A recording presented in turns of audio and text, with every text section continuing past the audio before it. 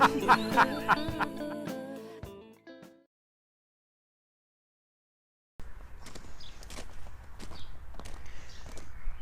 made the mistake last night of falling asleep with wet hair. So I woke up this morning and there was a crow's nest on my head. So hopefully that's sorted out now, and I'm off to feed the chicks.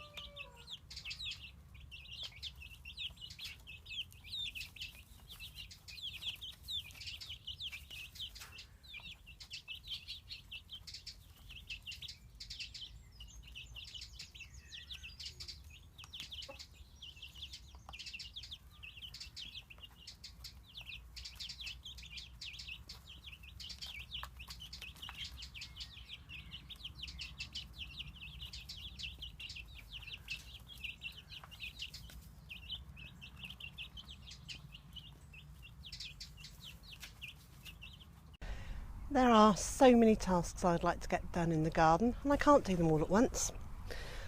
So today I'm going to tackle some that are going to kill two jobs with one blow, as it were.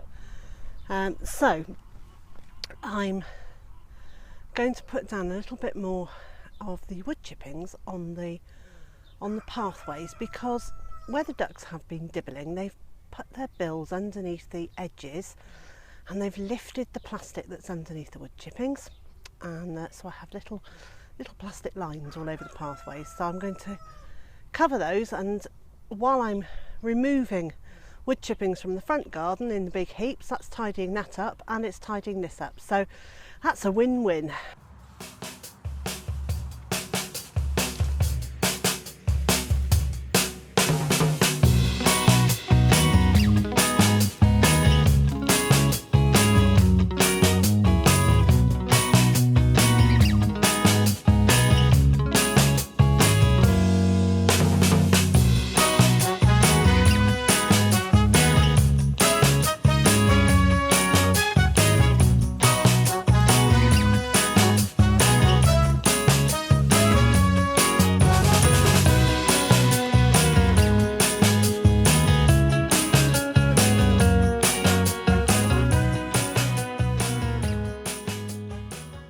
You can see that there are little plastic edges all over the place where the ducks have dibbled, and they're all down there. So it's not going to be a difficult job. It's just popping a little bit onto each layer of plastic, and of course now the ducks aren't going to be coming in here, then it should stay put, and it will rot down nicely, and then in a couple of years' time I'll be adding this and what's on the floor onto the raised beds and starting again with the flooring here. I'm also hoping that in a couple of years' time the weeds underneath the plastic will have died completely, so I won't need to have any plastic here at all, and I can just lift that up and just put the wood chippings straight onto the ground, because that would be much better in terms of my workload, but also much better for the environment and for the soil, just to have the wood chippings directly on the ground.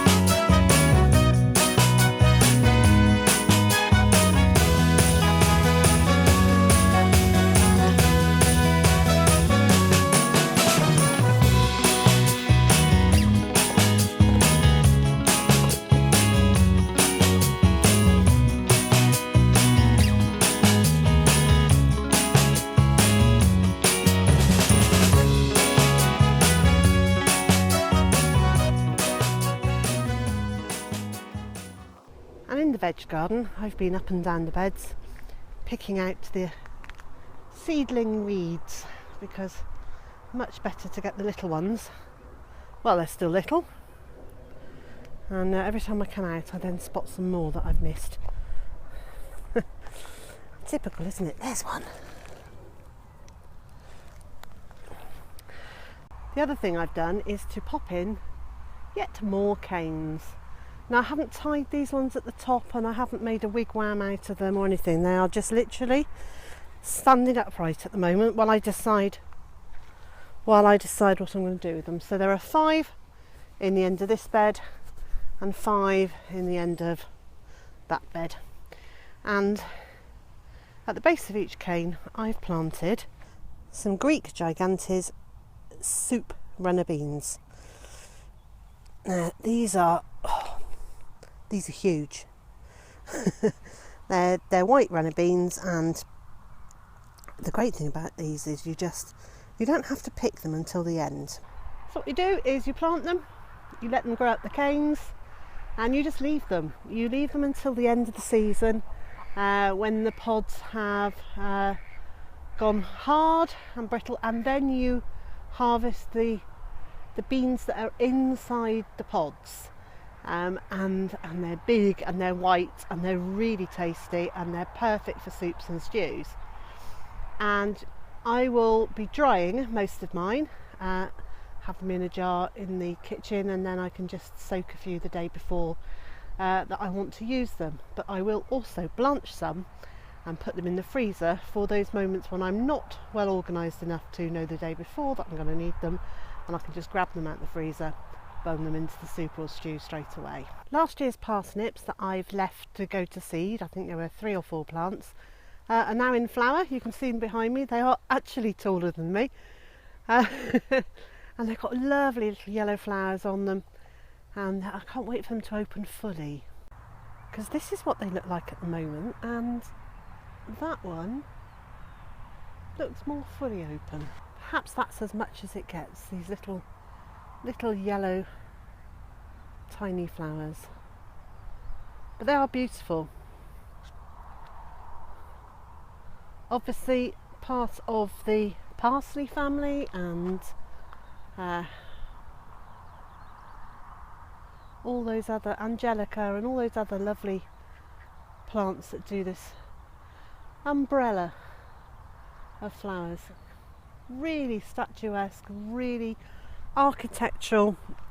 Do you know what? I'm impressed enough with these to actually want to grow them in a flower bed, because they're beautiful. I love things that give height and shape in a flower bed, and I think I might have a go at transplanting one of the parsnips from our parsnip bed, and possibly I'll use one of the thinned out plants, or maybe a couple of them, to go into the herbaceous border, because these are beautiful, absolutely beautiful. So I ended up getting lots of little bits of jobs done today, but all of them good to do.